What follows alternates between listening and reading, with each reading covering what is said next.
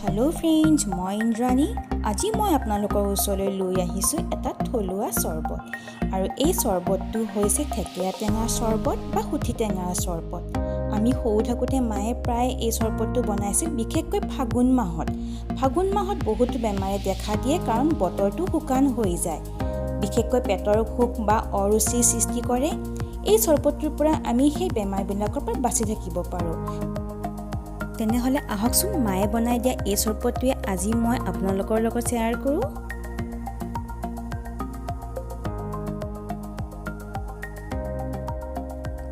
এয়া থেকেৰা টেঙা।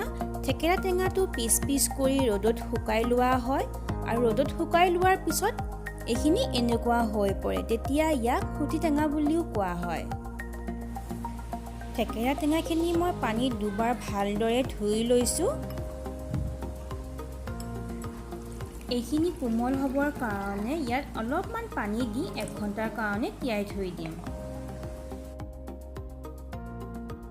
এয়া 1 ঘণ্টাৰ পিছত থেকেৰা টেঙাখিনি কোমল হৈ পৰিছে আৰু পানীখিনিও ৰঙচুৱা হৈছে।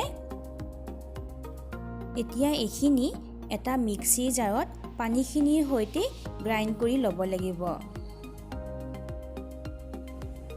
গ্ৰাইণ্ড কৰি লোৱাৰ পিছত টেঙাখিনি ডাঠ হৈ গৈছে। ইয়াতে মই এগিলাচ পানী দি দিছোঁ। পানী দি কিনে এইখিনি মই এখন চেকনিৰে চেকি ল'ম।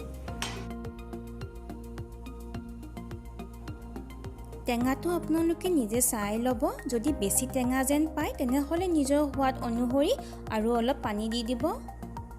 থেকেৰা টেঙাৰ চৰবতটো মাজে মাজে বনাই খাব পাৰিলে বহুত ভাল হয়। ই স্বাস্থ্যৰ কাৰণে বহুত উপকাৰী, বিশেষকৈ গৰমৰ দিনত আৰু শুকান বতৰত এই চৰবতবিধ বনাই খাবই লাগে, তেতিয়া আমি বহুতো বেমাৰৰ পৰা বাচি থাকিব পাৰোঁ। এইখিনি চেকি লোৱা হৈ গ'ল। অকণমান নিমখ দি দিছোঁ। নিমখটো আপোনালোকে নিজৰ সোৱাদ অনুসৰি দিব। এতিয়া মই ইয়াত 4 চামুচ চেনি দি দিছোঁ।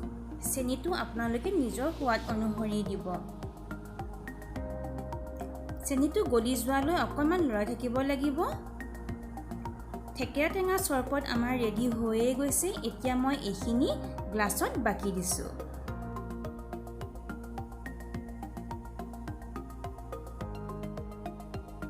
থেকেৰা টেঙাৰে আমি চৰবতৰ বাহিৰে মাছৰ জোল বনাইও খাব পাৰোঁ। সৰু ল'ৰা ছোৱালীৰ পৰা ডাঙৰলৈকে সকলোৰে কাৰণে উপকাৰী এই থেকেৰা টেঙাৰ চৰবত কম বেছি পৰিমাণে সকলোৰে ঘৰত থাকেই। আপোনালোকেও এবাৰ ঘৰত ট্ৰাই কৰি চাব, আৰু কেনেকুৱা পালে মোক লাইক আৰু কমেণ্টৰ জৰিয়তে জনাব। আৰু যদি মোৰ ভিডিঅ'টো ভাল লাগিছে তেনেহ'লে শ্বেয়াৰ আৰু ছাবস্ক্ৰাইব কৰিব।